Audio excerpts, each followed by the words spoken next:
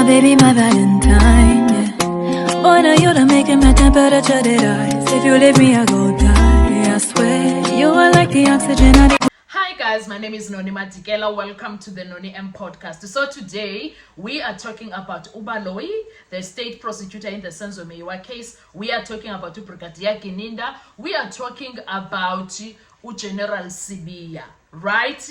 And this is the chronicles of the Real Mastermind channel, which is Patricia Mashele, where she was having a conversation with Unjabulo, Njab's Gaza Nation, and they are revealing a lot of shocking information there. So they spoke of how dodgy the entire situation is to have Baloyi being recycled as a state prosecutor in certain cases that are these big cases that you find them that were reported about, because some of the cases in South Africa, they don't get reported on or via the media, but these ones, we find these people there, and they mentioned other people's names that are also working for the crime intelligence, and then it sounds as if they are recycling themselves amongst these cases. And now it makes one question, Ukuti, if they are going to do this, they are going to be everywhere in Gauteng, but not have a similar court case, that a courtroom that they are working at. It's kind of what's going on.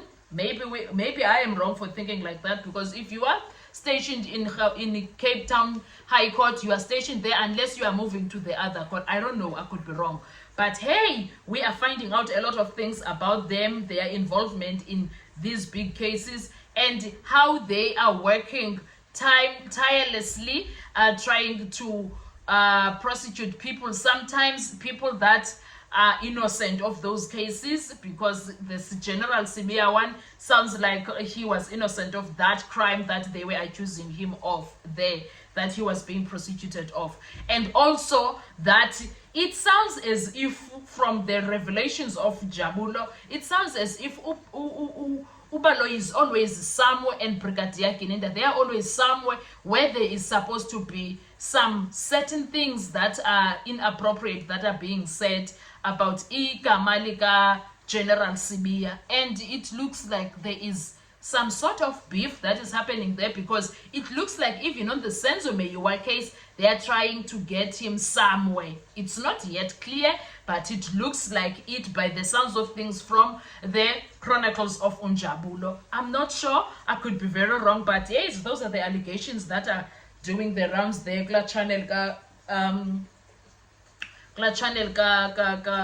Who's this one? Patricia. So guys, what are your thoughts when it comes to these things? And also, does that mean that South Africa is being ruled by certain people and they do as they please when it comes to the law, and some serious matters are not resolved as they should? And does that mean we have people that are sitting in jail and they did not commit no crime, and we have people that are being prosecuted that did not commit no crime also, and we have people that are maliciously prosecuted? And does that mean Baloyi's cases should be revisited?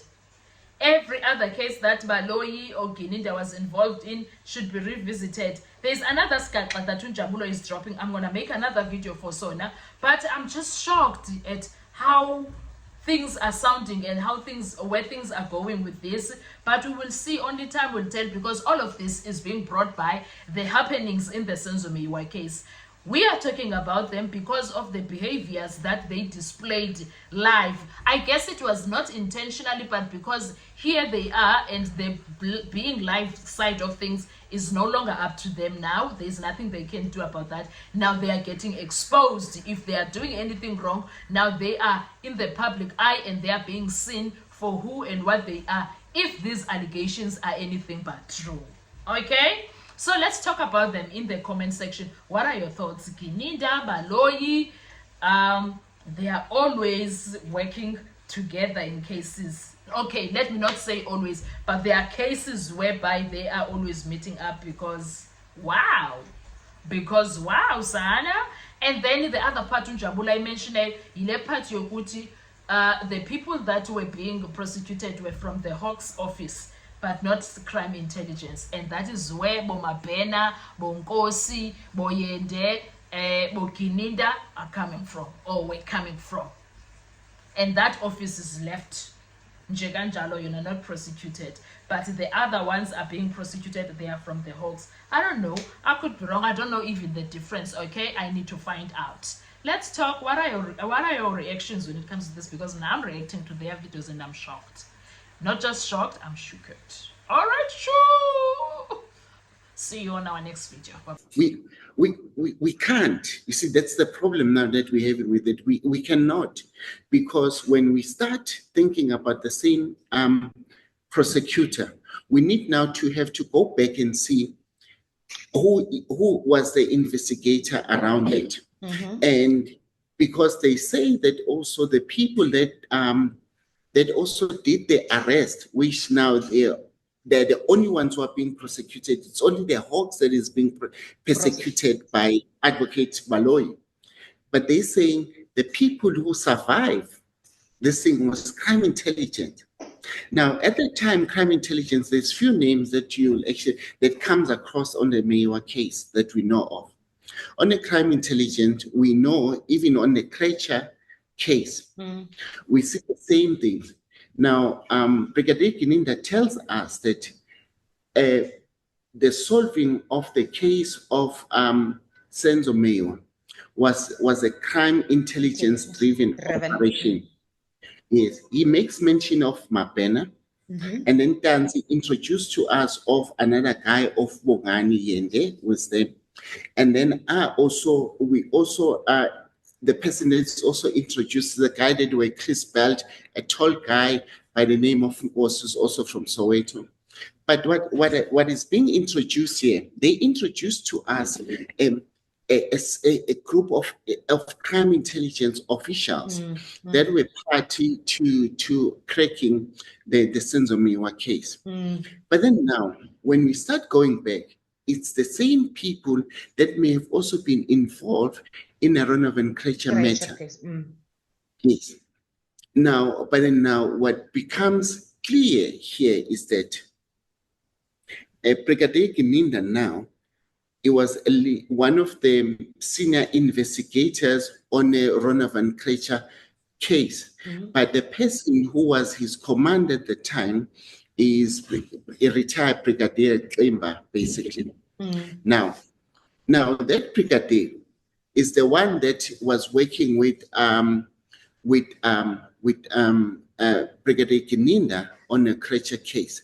But then Kininda was also working with Mohan as well as Mohola as part of his team on a Ronovan Krecher case. How then do we get to see that? We get to hear about that in an instance when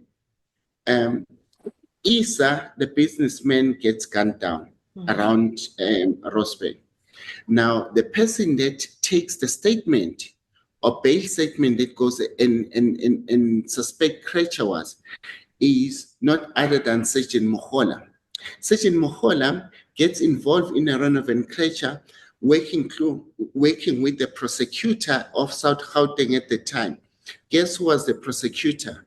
Was Advocate Gaba, who's currently now in KZN dealing with them with the AKA matter. What we're trying to see here, we're trying to see that these critical cases, we keep on seeing the same actors, but then now in each instant they behave differently.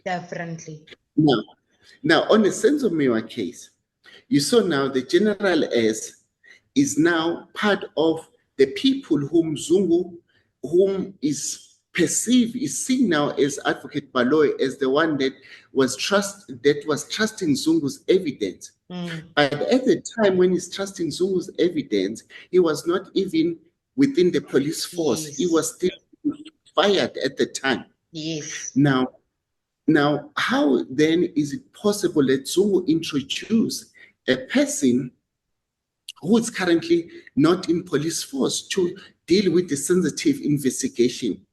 Why then Baloyi did not even get the statement of the same general, one that you were amongst the first people who arrived in the house to actually see what then has transpired. You're the one that witnessed, and you went on record on the Netflix documentary and say that you've witnessed that the crime scene was contaminated. Now, that alone is bad. It puts us to a situation now of trying to get to saying, wait a minute, could it be that Baloyi and Gininda will have had ulterior motives around the General Sibiya?